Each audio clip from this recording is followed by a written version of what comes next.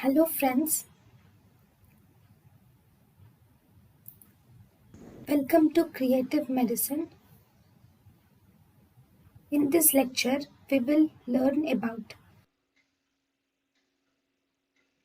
Then, what are the cutaneous manifestations of SLE?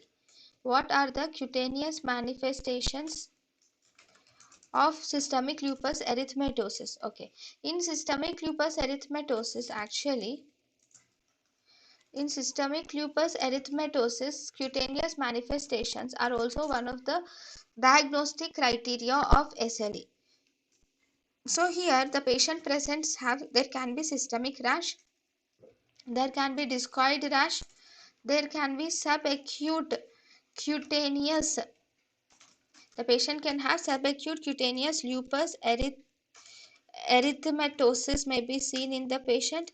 The patient can have urticaria, okay, or the patient can have lichen planus like dermatitis may be present in the patient, or there can be bullae, or there can be small painful ulcerations may be seen on the oral, or there can be small painful ulcerations on the nasal mucosa which are common in SLE. The patient can have hair loss or alopecia, and in the systemic lupus erythematosus in the hair there is tin tack sign is present. What is this tin tack sign?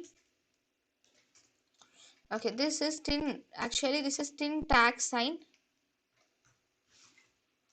What is this tin tack sign? Tin tack sign is also called as carpet tack sign, tin tack sign or carpet tack sign. So it is seen in actually alopecia.